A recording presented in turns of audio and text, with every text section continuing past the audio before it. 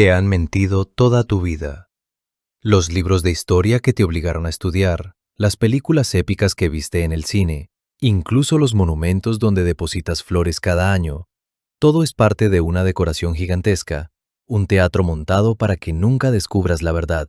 ¿Alguna vez te has detenido a pensar por qué la versión oficial de la guerra de 1812 se cae a pedazos apenas empiezas a escarbar? Basta con mirar los detalles, hermano. Los detalles que no cuadran. Nos han vendido el cuento de un gran enfrentamiento, la batalla épica de dos emperadores, el patriotismo ruso y Moscú ardiendo en llamas. Pero, ¿qué pasaría si te dijera que Napoleón Bonaparte y el zar Alejandro I no eran enemigos?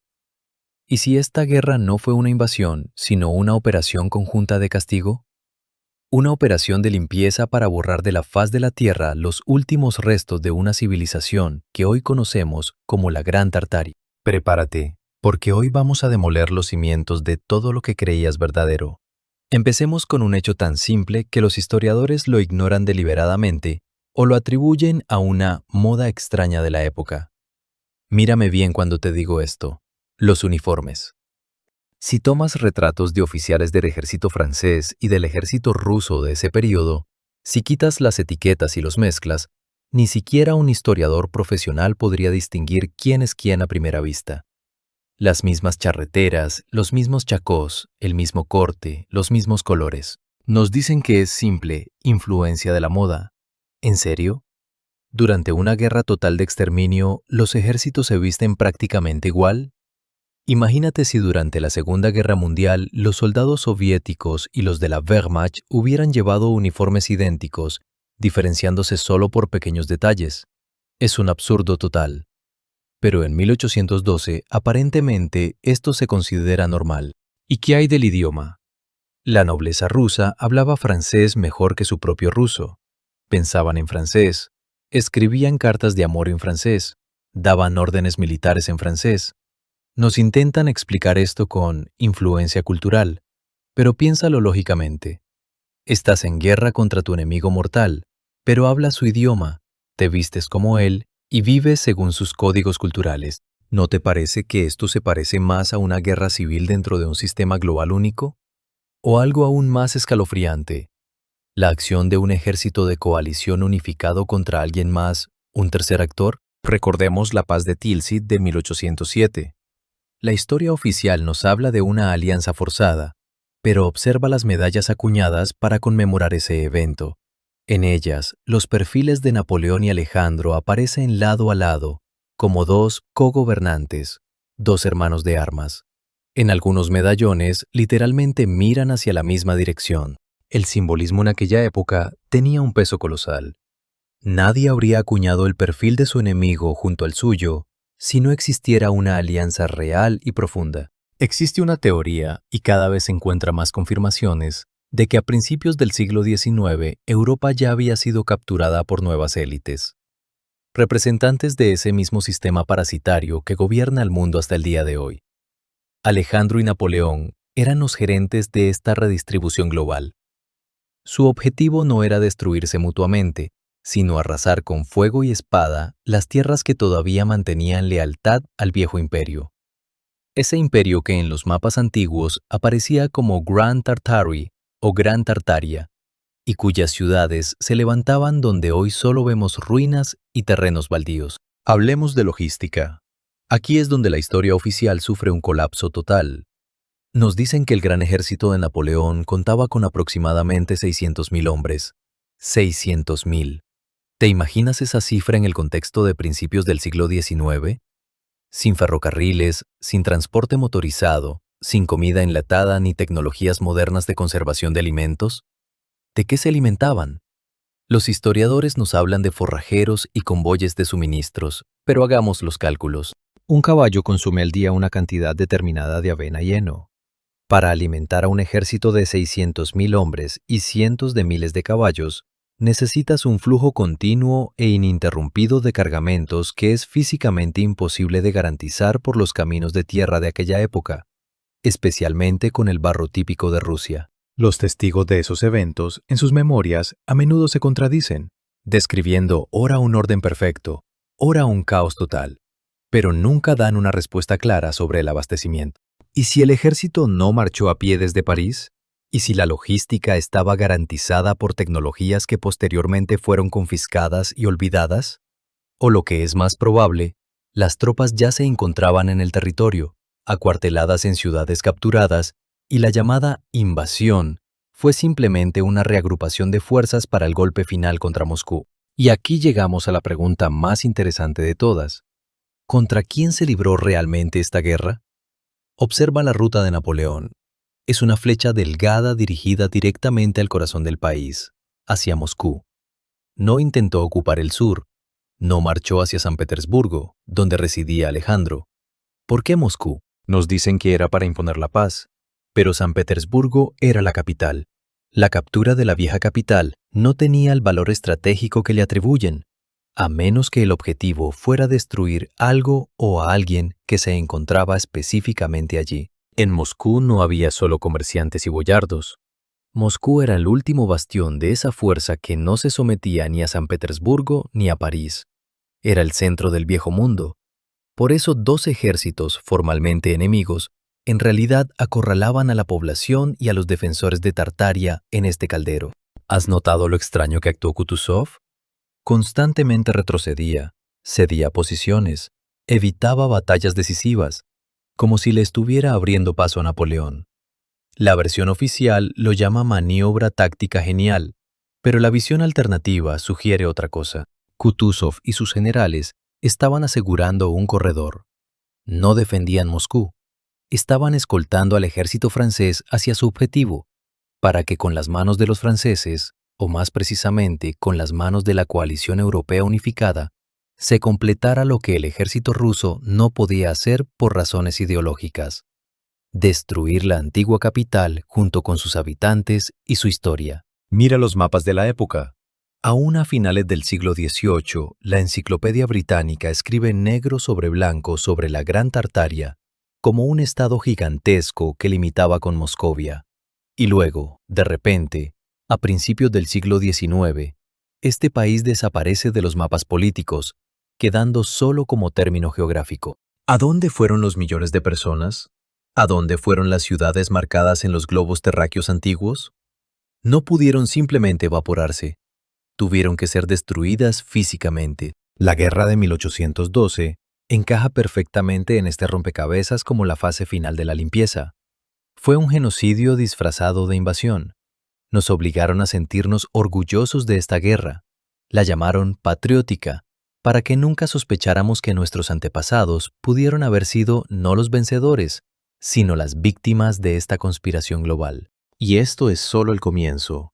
Ahora hablemos de lo que realmente ocurrió en Moscú y por qué el incendio que nos describen se parece más al uso de un arma de destrucción masiva que a un incendio ordinario de casas de madera. Concentrémonos en el evento que fue la culminación de esta guerra extraña: el gran incendio de Moscú. La historia oficial nos vende un cuento primitivo, que la ciudad fue incendiada por los propios habitantes o saboteadores bajo órdenes del conde Rostopchín.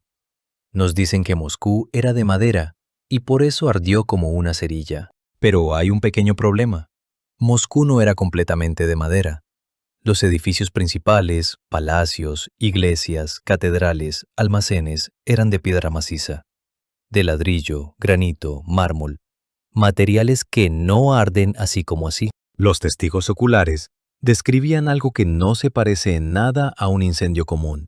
Hablaban de un resplandor que cegaba los ojos, incluso a kilómetros de distancia, de un calor tan intenso que las piedras se fundían, se convertían en vidrio, de explosiones que hacían temblar la tierra, de humo denso y negro que cubría el cielo durante semanas. ¿Esto te suena a madera ardiendo? A mí me suena a termobárico, a bombardeo incendiario, a armas que, según nos dicen, no existían hasta el siglo XX. Existen estudios modernos, por supuesto clasificados y escondidos al público, que muestran niveles anormales de radiación en las piedras de edificios de Moscú que sobrevivieron al incendio. Radiación de fondo que no debería estar ahí. Los científicos oficiales farfullan algo sobre radón natural o contaminación industrial posterior, pero tú y yo sabemos que están mintiendo. Las piedras conservan memoria. Cuando expones granito o mármol a temperaturas superiores a los 1500 grados Celsius, su estructura cristalina cambia, y estos cambios son visibles bajo el microscopio. Las muestras de los muros del Kremlin, del monasterio Novodevichy, de la Catedral de Cristo Salvador, todas muestran signos de exposición a calor extremo que no puede ser producido por la combustión de madera. Esto fue plasma.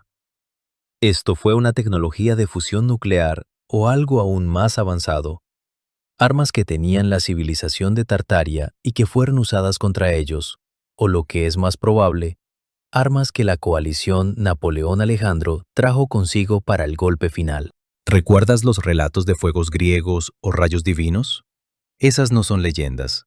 Son descripciones primitivas de testigos que vieron tecnología militar avanzada, pero no tenían palabras para nombrarla. El incendio de Moscú no fue un incendio.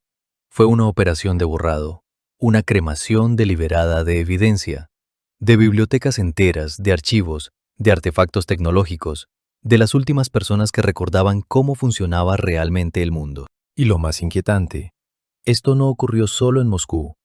Ciudades por toda Europa y Asia ardieron misteriosamente en el mismo periodo. Lisboa en 1755, Londres en 1666, Roma múltiples veces, Chicago en 1871. Siempre el mismo patrón. Fuego inexplicablemente intenso, destrucción total de registros históricos, reconstrucción rápida con nueva arquitectura moderna y nueva población que no recuerda nada del pasado. Esto fue un reinicio global, un formateo del disco duro de la humanidad.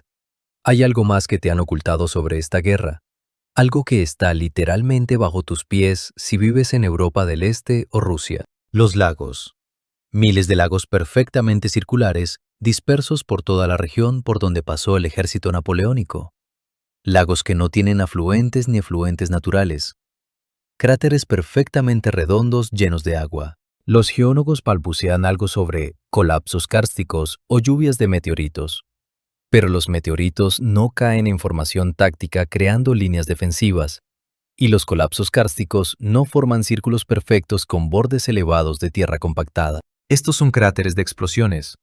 Si superpones el mapa de estos lagos sobre la ruta de movimiento del ejército napoleónico y las posiciones de las tropas rusas, verás una coincidencia aterradora. Los combates se libraron con armas de tal poder destructivo que la tierra se convirtió en un colador. Fue un bombardeo de alfombra, cuyos rastros nos escondieron bajo el disfraz de paisajes naturales. ¿Quién podría atacar desde el aire en 1812? La respuesta a esta pregunta destrozará tu percepción de la realidad. ¿Y qué exactamente bombardeaban? Observa los planos urbanos de la época. Casi todas las grandes ciudades de Europa y Rusia estaban rodeadas o construidas dentro de las llamadas fortalezas estelares, bastiones en forma de estrella. Los historiadores nos aseguran que son estructuras fortificadas para defensa contra cañones e infantería, pero es una mentira que se desmorona ante el primer análisis de ingeniería. La compleja geometría de las estrellas no proporciona ninguna ventaja en el bombardeo. Al contrario, crea zonas muertas y complica la defensa. En cambio, esta forma es ideal desde el punto de vista de la física de ondas. Estas eran plantas de distribución de gas, centrales eléctricas, armonizadores espaciales de la Gran Tartaria. Napoleón y Alejandro no iban a capturar ciudades, iban a desconectar el sistema de soporte vital. Estaban destruyendo el entramado energético del planeta. Por eso muchas fortalezas estelares después de la guerra de 1812 fueron arrasadas hasta los cimientos, y en su lugar se construyeron parques o prisiones. El poder estaba limpiando las tecnologías de energía libre para enganchar a la humanidad con la aguja de los hidrocarburos y el trabajo manual primitivo. Ahora conectemos los hechos. Destrucción masiva de bosques, incendios gigantescos en ciudades, bombardeos de alfombra del terreno. ¿Qué ocurre cuando se lanzan millones de toneladas de polvo, ceniza y tierra a la atmósfera? Comienzan las lluvias de barro. Y aquí llegamos a la solución del llamado diluvio de barro. No fue un diluvio universal en el sentido bíblico, fue la consecuencia directa de la guerra. La tierra levantada al aire por las explosiones se depositó durante años. Enterró los primeros pisos de los edificios que sobrevivieron, cambió el curso de los ríos, sepultó carreteras y puentes. La capa de arcilla de 3 o 4 metros que vemos en excavaciones por todo el mundo son sedimentos de esa catástrofe. Las personas que sobrevivieron a la masacre se vieron obligadas a excavar sus casas, hacer puertas en las ventanas del segundo piso y comenzar la vida de nuevo en un mundo que se había vuelto gris, sucio y frío. La historia oficial lo llama capa cultural, pero cualquier constructor te dirá, la capa cultural no crece a un ritmo de metros por siglo uniformemente por toda la ciudad, cubriendo ventanas y puertas. Y aquí se abre la página más trágica de esta limpieza. ¿A dónde fueron los niños? A mediados del siglo XIX, el mundo fue inundado por una ola sin precedentes de orfandad. Aparecen misteriosos trenes de huérfanos en Estados Unidos. Se abren enormes casas de acogida en Rusia y Europa. ¿De dónde salieron cientos de miles de niños sin hogar simultáneamente en todos los países? ¿Dónde están sus padres? ¿Por qué en la literatura de esa época el tema de la orfandad es uno de los más populares? ¿Recuerda a Dickens o Dostoyevsky? La respuesta es aterradora.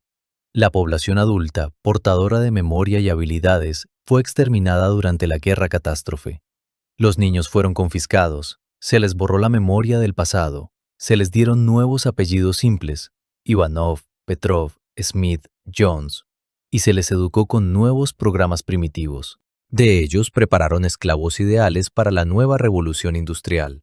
Les dieron una historia recortada, una cronología inventada, y les convencieron de que sus antepasados eran salvajes que vivían en chozas de barro con velas de cebo. Nosotros somos los descendientes de esos huérfanos, criados sobre las ruinas de una gran civilización que nos prohibieron recordar. Piensa en esto. ¿Por qué a principios del siglo XIX ocurre una caída abrupta en tecnologías? Objetos únicos de piedra. Los jarrones del Museo del Prado, el obelisco de la Plaza de la Concordia en París, la Catedral de Sevilla. Todo esto, supuestamente creado en la era del cincel y el martillo. Pero no podemos replicarlo con maquinaria moderna con control numérico computarizado. Los maestros del pasado dominaban tecnologías de fundición de piedra, procesamiento de granito como si fuera plastilina, creación de concreto geopolimérico. Y de repente, corte abrupto. Pasamos al ladrillo torcido y las máquinas de vapor primitivas con eficiencia inferior incluso a los mecanismos antiguos. Fue degradación tecnológica deliberada. Nos retrocedieron cientos de años en desarrollo. La guerra de 1812 fue esa frontera después de la cual la humanidad olvidó cómo volar en vimanas y cómo obtener electricidad de la atmósfera usando cúpulas de templos. Napoleón no sacó oro y pieles de Moscú. Sacó y destruyó planos, instrumentos y manuscritos. Los convoyes con botín, que supuestamente desaparecieron en el camino, en realidad llegaron a su destino, pero su contenido se quedó en los archivos secretos del Vaticano y Londres, lejos de los ojos de los mortales comunes. Mira las pinturas de los artistas ruinistas de la época, Hubert Robert, Giovanni Piranesi, cientos de autores menos conocidos. La ciencia oficial nos dice que son fantasías, una extraña fascinación romántica por ruinas antiguas, caprichos. Pero observa con atención.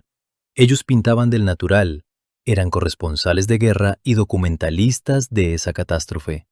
En sus lienzos no vemos mundos imaginarios, sino la realidad inmediatamente después de la guerra. Vemos arcos ciclópeos destruidos, columnatas enterradas en barro de las que crecen árboles directamente en los techos.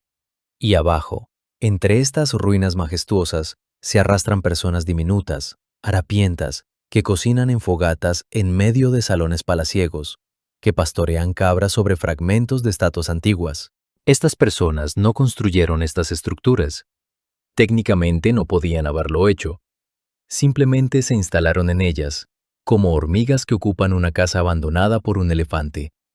Esos somos nosotros. Somos una civilización de ocupas, invasores que ocupamos palacios ajenos después de la gran limpieza. Camina por el centro histórico de Madrid. Acércate a las puertas del Palacio Real o de la Catedral de la Almudena. Mira los pomos de las puertas. Están al nivel de tu cabeza o incluso más arriba. Observa los escalones de las escaleras. Son demasiado altos e incómodos para un paso normal. La altura de los techos en edificios antiguos, 4 o 5 metros. Ventanas de tamaños tales que es imposible abrirlas una sola persona. ¿Para qué? Nos dicen que es por grandeza, por la pompa imperial. Es una estupidez. La arquitectura siempre es utilitaria y funcional. Estos edificios no fueron construidos para nosotros. Fueron diseñados para personas de 2,5 o 3 metros de altura. Estas eran casas de atlantes, habitantes de esa misma Tartaria, cuyos parámetros físicos diferían de los nuestros. La guerra de 1812 no fue solo una redistribución de fronteras, fue una guerra de especies biológicas. Una guerra de invasores bajos pero numerosos contra una raza escasa pero altamente desarrollada de gigantes. Y los gigantes perdieron no en combate honesto, sino como resultado de un golpe traicionero con armas de destrucción masiva que borró sus ciudades de la faz de la tierra. Recuerda la columna de la Victoria en Berlín o la columna Vendôme en París. 600 toneladas de granito monolítico, un fuste perfectamente pulido. Nos cuentan un cuento infantil de cómo simples campesinos rusos o franceses, usando cuerdas y troncos, tallaron y levantaron estos colosos manualmente. Pero cualquier ingeniero moderno que trabaje con cargas pesadas te confirmará, es técnicamente imposible. Sin hidráulica potente, sin grúas de capacidad correspondiente, no se puede instalar tal monolito verticalmente. Y el procesamiento. La columna tiene geometría perfecta de rotación. Para hacer eso con granito, necesitas un torno de tamaño gigantesco y herramientas de corte más duras que el diamante. ¿Dónde está ese torno? ¿Dónde están las herramientas? No existen porque fueron confiscadas. Las tecnologías de esa época superaban nuestras capacidades modernas.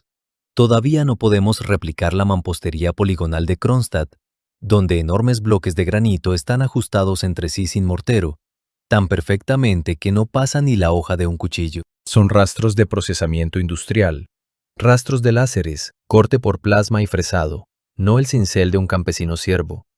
Nos vendieron una historia primitiva para que no hiciéramos preguntas. Vivimos en una decoración. Toda la historia del siglo XIX está cosida con hilo blanco para ocultar el hecho de una degradación monstruosa. Nos dieron una locomotora humeante con eficiencia del 5% y dijeron que era la cumbre del progreso. Cuando ayer nuestros antepasados posiblemente usaban electricidad atmosférica y se desplazaban a través de portales. Caminamos por calles cuyos nombres fueron cambiados y vivimos en ciudades cuyos cimientos recuerdan dueños completamente diferentes. La guerra de 1812 no fue una guerra patriótica, fue el genocidio final de la última gran civilización que se negó a someterse al sistema bancario y de control que hoy nos esclaviza. Napoleón y Alejandro no eran enemigos. Eran socios en el crimen más grande de la historia humana, el borrado de Tartaria. Ahora que lo sabes, ya no puedes cerrar los ojos. La verdad está grabada en cada piedra, de cada palacio, de cada catedral. Los edificios gritan su historia, si sabes escuchar. Vivimos entre ruinas de dioses, pero llevamos su sangre en nuestras venas. Nos robaron la historia, pero no pudieron borrarla completamente. Ya lo has visto. Ya lo sabes. ¿Qué vas a hacer con esta información? ¿Vas a volver a dormirte en la Matrix o vas a empezar a buscar más respuestas? Comparte este video antes de que lo censuren. Comenta qué piensas y suscríbete si quieres seguir descubriendo las verdades que nos ocultan. La historia que te enseñaron es una mentira, pero juntos podemos recuperar lo que nos robaron.